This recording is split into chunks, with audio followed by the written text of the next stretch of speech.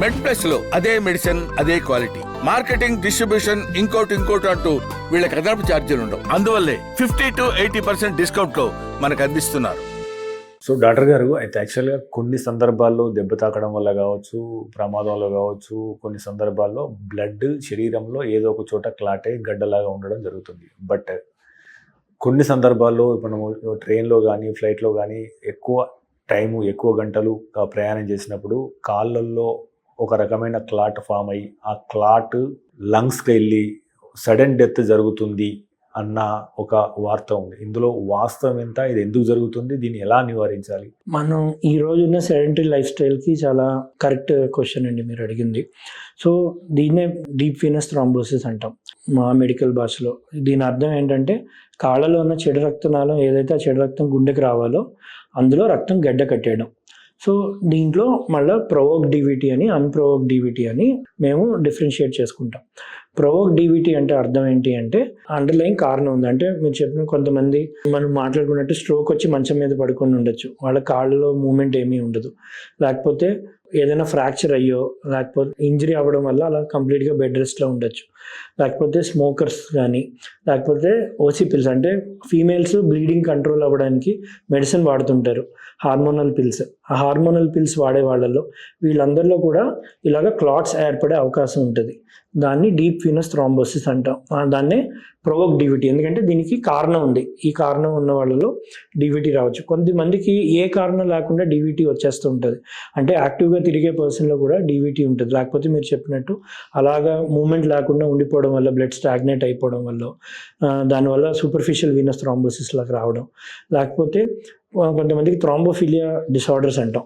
థ్రాంబోఫిలియా disorders అంటే అర్థం ఏంటంటే మనకి ఒక దెబ్బ తాకింది, లేకపోతే మేము సర్జరీ అప్పుడు ఇక్కడ ఇలా కట్ చేస్తే అక్కడ నుంచి బ్లడ్ వస్తుంది.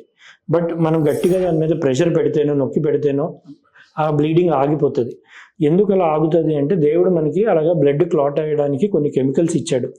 భగవంతుడు కానీ నిజంగా ఆ కెమికల్స్ ఇవ్వకపోయి ఉంటే మనం ఇలా కట్ చేయగానే రక్తం ఇంకా అలా కారుతూనే ఉండేది, ఆగేది కూడా కాదు, మనం ఆపలేకపోయేవాళ్ళం. సో ఆ కెమికల్స్ కొంతమందిలో అబ్నార్మల్గా ఫంక్షన్ అవుతాయండి.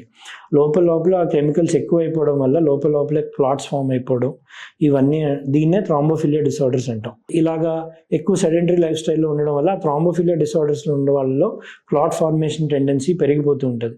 లేకపోతే ఈ ఓసీ పిల్స్, హార్మోనల్ మెడిసిన్స్ మామూలుగా 3 months 6 months వాడినా ఇబ్బంది ఉండకపోవచ్చు. బట్ ఈ అండర్లైన్ థ్రాంబోఫిలియా ఉన్న వాళ్ళలో ఒక వంతు మెడిసిన్స్కి కూడా కాళ్ళలో బ్లడ్ క్లాట్స్ అవి డెవలప్ అయిపోవచ్చు. వీటిని అన్ప్రొవోక్ డివిటీస్ కింద చెప్పుకుంటాం. డివిటీలో ముఖ్యమైన అంశం ఏంటి అంటే ఇది సిమెంట్ లాగండి.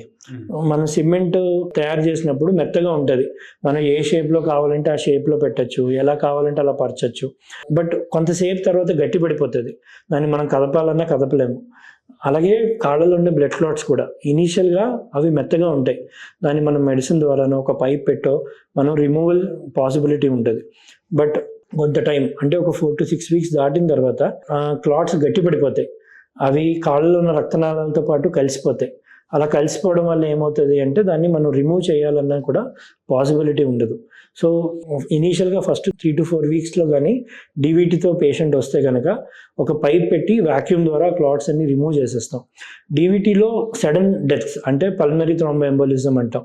ఈ క్లాట్స్ అవి లంగ్స్కి వెళ్ళడం వల్ల మనిషి ఉన్న పలంగా అక్కడికక్కడే కుప్ప కూలిపోవడం, సడన్గా ఒక మనిషి కూలిపోవడానికి వన్ ఆఫ్ ద రీజన్ ఈ పల్మనరీ థ్రాంబోఎంబోలిజం ఆర్ డివిటీ వల్ల వచ్చే కాంప్లికేషన్ కూడా. సో అలా జరగకుండా ఏం చేయాలంటే మెడిసిన్ స్టార్ట్ చేయడం, ఆ బ్లడ్ థిన్నర్ స్టార్ట్ చేయడం, ఆ క్లాట్స్ అది రిమూవ్ చేయడం, ఇవన్నీ కూడా డివిటీలో ఉండే ట్రీట్మెంట్స్. బట్ గుర్తుపెట్టుకోవాల్సింది ఏంటంటే దీస్ ఆర్ టైం లిమిటెడ్. అంటే ఒక టైంలో రాగలిగితేనే చేయగలుగుతాం. 3 నెలలకు 6 నెలలకు డివిటీ వచ్చిన 3 నెలలకు 6 నెలలకు డాక్టర్ గారు వచ్చి ఈ క్లాట్స్ నాకు తీసేయండి అంటే అప్పుడు మనం ఎంత ప్రయత్నించినా ఆ క్లాట్స్ రక్తనాళాలతో కలిసిపోయి ఉంటాయి. మనం అప్పుడు తీద్దామని ప్రయత్నిస్తే ఆ రక్తనాళం మొత్తం దెబ్బతినే అవకాశాలు ఉంటాయి. సో యూజువల్గా అవి ఆ టైంలో వస్తేనే మనం దానికి కరెక్ట్ ట్రీట్మెంట్ అందించగలుగుతాము.